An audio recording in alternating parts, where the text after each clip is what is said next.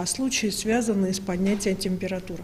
Поэтому, безусловно, при первых же признаках острых респираторных вирусных заболеваний вызываться должна скорая помощь. Это касается всех жителей республики, и, соответственно, со стороны врачей проверяться и осуществляться все действия, связанные с возможным подозрением на коронавирусную инфекцию. Поэтому вот здесь, говоря о Хангаласском улусе, необходимо обратить сегодня уже на эту тенденцию. Эта же тенденция есть у нас сегодня и в Мегинском, и в Намских районах. Необходимо обратить внимание, что 4 новых случая у нас дало подтверждение по Томутскому ПНИ, он уже касается у нас, так как, в принципе, вирус на настоящий момент заблокирован в полном объеме, однако непосредственно выявляются контактные лица и работников, и постояльцев ПНИ. Сегодня там достаточно усиленно работают наши и медики, и санитарные врачи, и социальные работники. И особое внимание, естественно, сегодня придается всем социальным учреждениям закрытого характера. И непосредственно с пятницы я взяла под личный контроль, как заместитель председателя правительства, фиксирование температурного режима и температуру постояльцев этих социальных учреждений. По 2 случая зарегистрировано в Мирнинском и в Татинском улусе.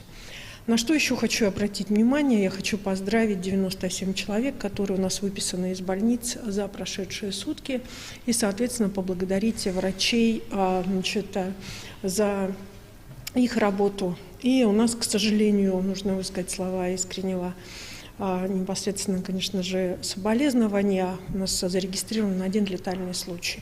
Но необходимо обратить внимание по всем летальным случаям, которые у нас сегодня есть в городе Якутске, в республике Саха-Якутия. Это реально тяжелые случаи. Врачи борются у нас практически за каждую жизнь.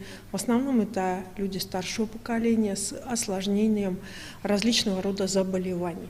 Еще раз обращаю внимание, что на настоящий момент республика выполнила все свои обязательства с точки зрения обеспечения лекарственными препаратами всех новых серий, которые есть в Российской Федерации, в наших больницах, и, соответственно, лечение проходит в равной степени, так же, как и на всех уровнях, как и проходит по всей Российской Федерации.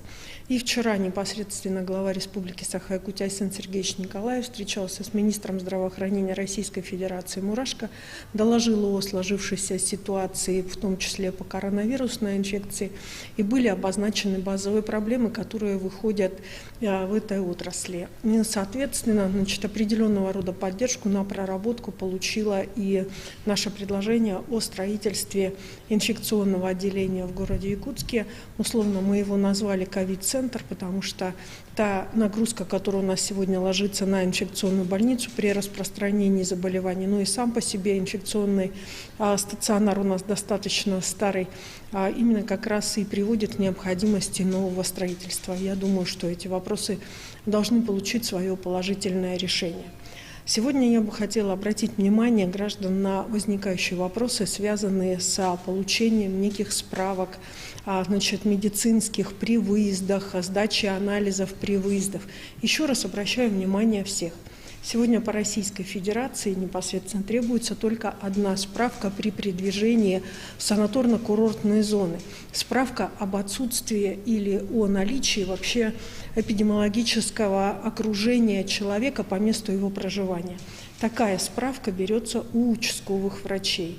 А справки о сдаче анализов не требуются при выезде и при посещении санаториев или иных каких-то мест отдыха в Российской Федерации.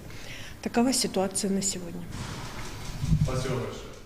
Это был брифинг оперативного штаба по борьбе с коронавирусом с информацией на 17 июля. Не переключайтесь.